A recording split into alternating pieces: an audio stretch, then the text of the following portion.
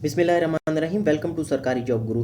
दोस्तों, inspector inland revenue के लिए टैक्स रिफॉर्म्स का एक बहुत ही अहम टॉपिक है। इससे पहले हमने फिस्कल पॉलिसी पर वीडियो बनाई थी, वो वीडियो का भी लिंक आप ऊपर देख सकते हैं। तो चलते हैं, स्टार्ट करते हैं टैक्स रिफॉर्म्स को।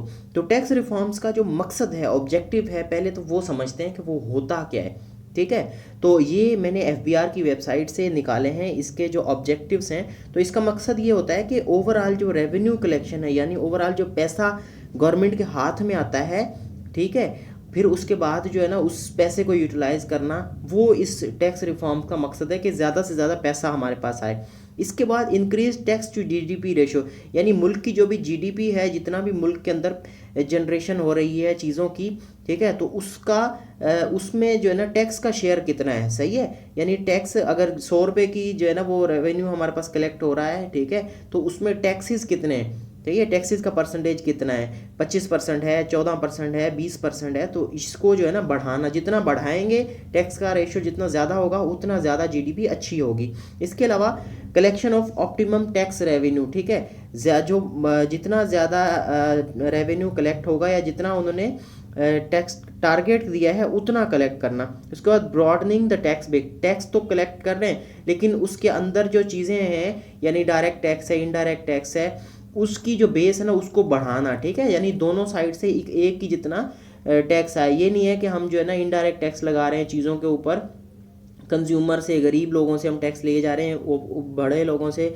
डायरेक्ट टैक्स जो है ना वो कलेक्ट हो नहीं रहा। तो इसको भी जो है ना ब्रॉड करना। उसके बाद स्ट्रेंथनिंग ऑडिट एंड इन्फोर्समेंट, जो भी टैक्सेस जो फर्म्स वगैरह ये कंपनीज दे रही है उनका ऑडिट जो है ना वो अच्छे से होना, जितना उनके ऊपर टैक्स बन रहा है उतना उनसे टैक्स वसूल करना। इसी तरह ट्रांसपेरेंसी और इंटेग्रिटी वगैरह जो है ना उसको भी चेक करना कि जो है ना लॉज हैं वो सही से इम्प्लीमेंट हो रहे हैं, नहीं हो रहे, ठीक है, और जो इदारे हैं वो इफ़ेक्टिव हैं, काम सही से कर रहे हैं, और जो है ना टैक्स लॉज से जो है ना लोगों को कंप्लाई करवा रहे हैं या नहीं करवा रहे, उसके ऊपर भी जो है ना बात करना, ये इसका मकसद है। इसके अलावा जो भी टैक्सेस की सर्विसेज हैं वो ट्रांसपेरेंट हैं, सबको एक जैसी जो है ना वो कर रहे हैं या नहीं।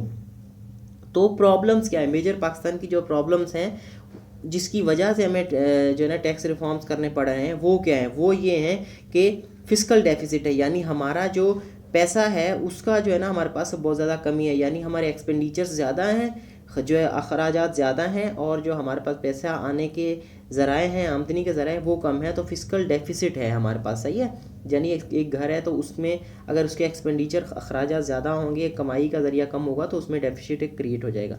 इन्वेस्टमेंट, यानी बाहर से और मुल्क के अंदर इन्वेस्टमेंट नहीं है, सही है, तो वो कम होगी तो जाहिर सी बात है मसले मसाइल बढ़ेंगे। इसके अलावा डेट, डेट यानी कर्जा मुल्क का बहुत ज़्यादा है। इन्फ्लेशन, महंगाई बहुत ज़्यादा है। लो एक्सपोर्ट, यानी पाकिस्तान से बाहर चीज़ें कम जा रही हैं। और उसके अलावा current account debt, current account में ये सारी चीज़ें आ जाती हैं, एक्सपोर्ट्स आ जाती हैं, और उसके अलावा बाहर से जो इन्वेस्टमेंट है वो आ जाती है, और उसके अलावा जो रेमिटेंसीज हैं, बाहर से लोग पैसा भेजते हैं मुल्क के अंदर, वो जो है ना आ जाता है। ये सारी चीज़ें जिससे भी हमें डॉलर मिलता है, ठीक है, वो एक करंट अकाउंट हमारा बनाता है। सही है, तो ये भी, इसमें भी गैप ज़्यादा अगर होता है तो वो भी मसले मसाइल होते हैं। इसके अलावा narrow tax base, tax base जैसे बात कर दी कि टैक्स जो है ना एक ख़ास क्वार्टर हमारे पास दे रहा है जिसमें इन डायरेक्ट टैक्स की ज़्यादा है, ठीक है, वो बेस हमारी उतनी ज़्यादा नहीं है कि मुख्तलिफ़ चीज़ों से टैक्स हम कलेक्ट नहीं कर पा रहे। ह्यूमन डेवलपमेंट, यानी जो लोगों की कदर है या वो लोगों की जो है ना डेवलपमेंट पे हमारा जोर नहीं है। बहुत ज़्यादा लोग अनएजुकेटेड हैं, ठीक है, उनको पता नहीं है चीज़ों का, वो डेवलपमेंट कम है। और इसके अलावा पॉवर्टी, गुर्बत बहुत ज़्यादा है। तो ये मेन प्रॉब्लम्स हैं। इसकी वजह से इनको काउंटर करने के लिए टैक्स रिफॉर्म किए जाते हैं। अब गवर्नमेंट ने इससे क्या किया है, गवर्नमेंट ने जो है ना वो टैक्स और एडमिनिस्ट्रेटिव रिफॉर्म्स के लिए इंडस्ट्रीज़ और दूसरी एग्रीकल्चर वगैरह में रिफॉर्म्स दिए हैं, ठीक है, ताकि मतलब जिसकी वजह से टैक्सेस लोग दें। वो रिफॉर्म्स का मतलब ये है कि उसमें चीज़ों को आगे पीछे करके एडजस्टमेंट करके लोगों को फैसिलिटेट किया जाए ताकि वो टैक्स देने पर आमादा हो जाए। सही है, तो उसकी स्ट्रेटजी इनकी क्या है कि ताकि हमारी जो है ना ग्रोथ बढ़े और मार्केट की तरह जो उसके सेंटीमेंट को देख के ग्रोथ बढ़े। अभी क्या है, कंजम्पशन लेड है, यानी जो जो भी हमारे पास जीडीपी हमारी चल रही है उसमें कंजम्पशन है, ठीक है, चीज़ों की ग्रोथ बहुत ज़्यादा नहीं है। जो भी हमारे मुल्क में कंज्यूम हो रही हैं वो चीज़ें हैं हमारे पास, और इसमें कंजम्पशन का जो जीडीपी में शेयर है वो 94% है। जितनी भी हमारी चीज़ें पैदा हो रही हैं, प्रोडक्शन है, वो सारी कंजम्पशन से, ठीक है। इसके बरक्स जो है ना वो बांग्लादेश में और इंडिया में 30 और 31% है, हमारा बहुत ज़्यादा है। इसके अलावा रिसर्च से क्या शो करा रहा है, research indicate that part of restrictive economic policies hinder saving and investment. हमारे मुल्क में जो है ना वो इन्वेस्टमेंट इतनी ज़्यादा उसकी पॉलिसीज़ नहीं, इन्वेस्टमेंट फ्रेंडली पॉलिसी नहीं है, जिसकी वजह से जो है ना वो सेविंग्स कम हो रही हैं और इन्वेस्टमेंट लोग कम कर रहे हैं। और इसके अलावा कह रहा है कि इनसिक्योरिटी और टैक्सेस बहुत ज़्यादा हैं, बिला वजह के टैक्सेस है, जिसकी वजह से इन्वेस्टमेंट यहाँ पर नहीं आती। तो ये बड़े मसले हैं। उसके अलावा पाकिस्तान की नैरो टैक्स बेस है, जैसे मैंने पहले बता दिया, और हमारी कैपेसिटी जो है ना वो बहुत ज़्यादा कम है, जिसकी वजह से हम टैक्स कलेक्ट नहीं कर पाते। अब ये कह रहा है कि डेवलपिंग कंट्रीज़ जो है ना उसकी जो डेवलपिंग कंट्रीज़ हैं उसमें 15% है जीडीपी का टैक्सेस, लेकिन अगर जो डेवलप हैं उसमें 40% टैक्सेस होते हैं जीडीपी के अंदर। तो ये एक बड़ा फ़र्क इससे आता है।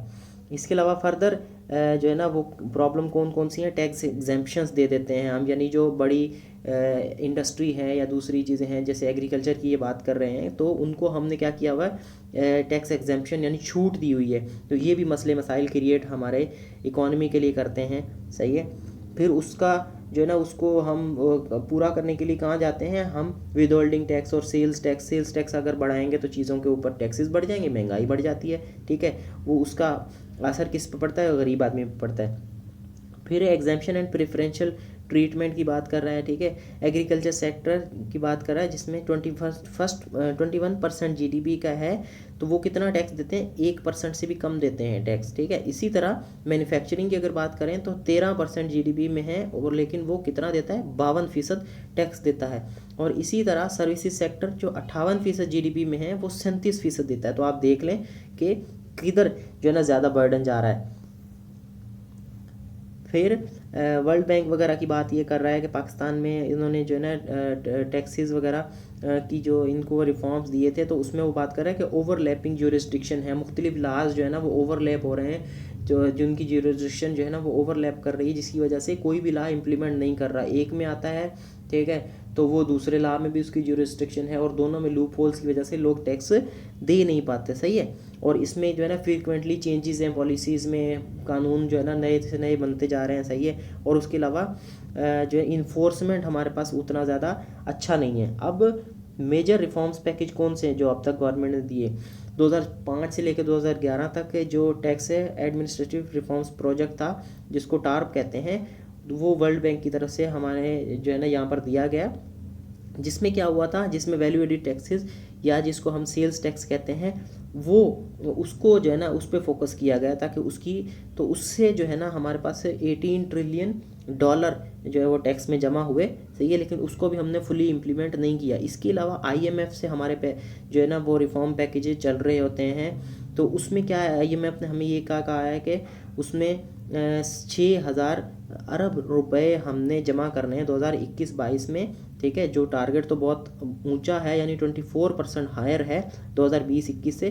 तो इसको अचीव करने के लिए क्या किया था, फिर हमने ये किया था कि क्वांटम ऑफ टैक्सेशन उसको वाइड करने की कोशिश की। मिसाल के तौर पे जैसे उन्होंने कहा कि एग्रीकल्चर और होलसेल ट्रेड में डायरेक्ट टैक्स जो है ना उसमें 1.5% जो है ना वो उसका टैक्स है, शेयर है, तो उसको कह रहे हैं कि वो इंक्रीज़ किया जाए, ठीक है। अल्दो दिस सेक्टर में 42% in aggregate of real GDP, ठीक है, तो उसको कह रहा है कि इनका सेक्टर जो है ना वो शेयर जो है ना 1.5% है, इसको बढ़ाया जाए, सही है।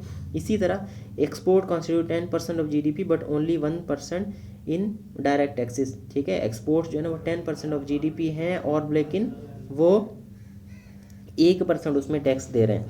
इसी तरह एमनेस्टी स्कीम जो मुख्तलिफ इंट्रोड्यूस कराई जाती हैं, सही है, तो उसकी वजह से क्या है, आईएमएफ ने जैसे अभी का 6 मंथ एक्सटेंशन दे दी कि भाई जो कंस्ट्रक्शन सेक्टर को आपने दे दी है, एमनेस्टी दी है, तो उसको आप 6 महीने और बढ़ाया जाए। उससे क्या हो रहा था कि उससे ज़रूर फ़ायदा हो रहा होगा, मुल्क में इन्वेस्टमेंट आ रही होगी, कंजप्शन जो है ना वो ज़्यादा हो रही होगी, जिसकी वजह से पैसे की रेल पेल ज़्यादा है, तो इस वजह से।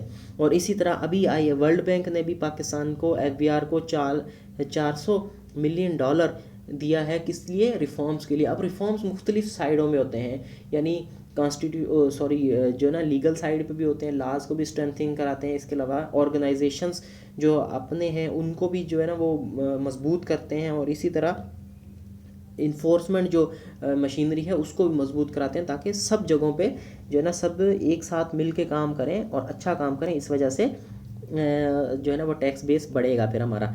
अब successful revenue mobilization needs a more holistic approach towards modernize, ये एक एशिया पैसिफिक ग्रुप है, उनकी जो है ना ये रिसर्च थी जिसमें उन्होंने जो है ना वो क्या दिया था, अपनी सजेशंस दी हैं कि भाई ये चीज़ें आप करें।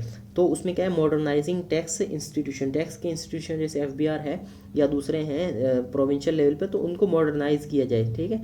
और उसके अलावा such revenue administration reform must cover a broad spectrum of legal technical administrative, जो पहले बात की लीगल एडमिनिस्ट्रेटिव और टेक्निकल मेजर्स वो लें, ताकि उनका जो वर्किंग है वो स्पीड अप हो, अच्छी हो।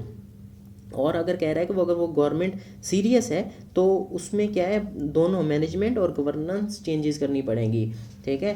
तो ये अगर ये करेंगे तो इसकी वजह से टैक्स रिफॉर्म्स जो है ना सही से इम्प्लीमेंट होंगे। और उसके अलावा ऑर्गेनाइजेशन कल्चर, जो ऑर्गेनाइजेशन का कल्चर है कि वो उसको भी थोड़ा चेंज किया जाए, माइंडसेट को भी चेंज किया जाए, ठीक है। और उसके अलावा परफॉर्मेंस बेस्ड असेसमेंट होनी चाहिए, सीनियरिटी की बेस पर जो है ना वो जैसे आगे दे देते हैं प्रमोशंस वगैरह ये वो, तो ये इनको थोड़ा सा कह रहे हैं कि चेंज किया जाए। और उसके अलावा हायरिंग मोर कॉम्पिटेंट टैक्स एडमिनिस्ट्रेटर्स, जो है ना मोर कॉम्पिटेंट टैक्स एडमिनिस्ट्रेटर का हायर किया जाए, या उसके अलावा जो है ना ताकि अच्छे जो है ना वो टैक्स कलेक्शन हो, पॉलिसीज़ बने, वर्किंग अच्छी हो, ऑर्गेनाइजेशन अच्छी हो। तो इसकी वजह से जो है ना हमारे पास फिर क्या होगा, टैक्स बेस हमारी बढ़ेगी और जो है ना टैक्स रिफॉर्म सही से इम्प्लीमेंट हो पाएंगे।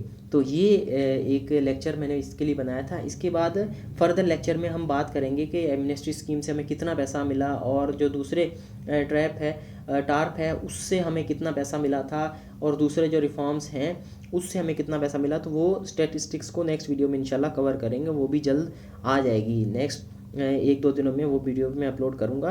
तो कीप वॉचिंग सरकारी जॉब गुरु। अगर आपने अब तक सब्सक्राइब नहीं किया तो प्लीज़ इसे सब्सक्राइब करें। Thank you.